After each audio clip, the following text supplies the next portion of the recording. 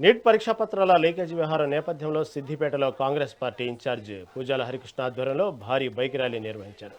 కేంద్రంలోని బీజేపీ ప్రభుత్వానికి వ్యతిరేకంగా నినాదాలు చేస్తూ స్థానిక కాంగ్రెస్ క్యాంపు కార్యాలయం నుంచి పాత బస్టాండ్ వరకు ర్యాలీ చేపట్టిన నాయకులు అనంతరం అంబేద్కర్ విగ్రహం వద్ద వినతి పత్రం సమర్పించి తమ నిరసన వ్యక్తం చేశారు. ఈ సందర్భంగా కాంగ్రెస్ నాయకుడు పూజాల హరికృష్ణ విద్యార్థులపై నమోదైన కేసులను వెంటనే ఎత్తివేసి నిరసనకారులపై లాఠీచార్జికు బాధ్యులైన అధికారులపై చర్యలు తీసుకోవాలని కోరారు. విద్యార్థులకు పూర్తి స్థాయిలో న్యాయం జరిగే వరకు తమ పోరాటం కొనసాగుతుందని స్పష్టం చేశారు.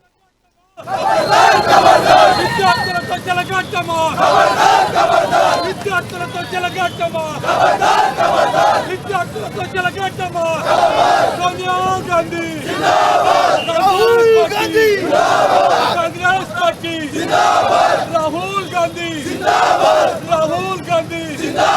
सोनिया गांधी प्रियंका गांधी खड़गे साहब रेवंत गौतम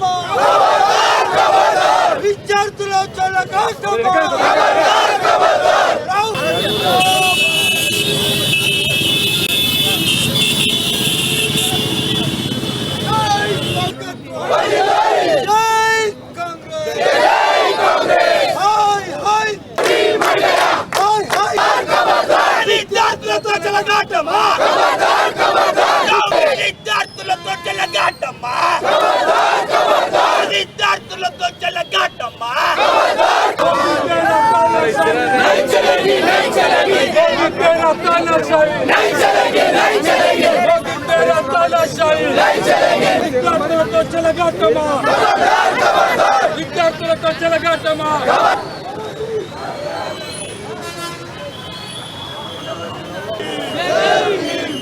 దేశ రాజధాని అయినటువంటి ఢిల్లీ కేంద్రంగా జంతర్ మంతర్ వేదికలను విద్యార్థులంతా ఈరోజు రోడ్డెక్కి వాళ్ళ తల్లిదండ్రులు కూడా విద్యార్థులను కోల్పోయినందుకు వాళ్ళు కూడా నిరసన తెలియజేయడానికి ఈ కేంద్ర ప్రభుత్వం నరేంద్ర మోదీకి వ్యతిరేకంగా జంతర్ మంతర్లో గత ఎన్నో రోజుల నుంచి నిరసన కార్యక్రమాలు చేస్తుంటే కనీసం బీజేపీ కేంద్ర ప్రభుత్వానికి చీము నెత్తురు కూడా లేకుండా పోయింది.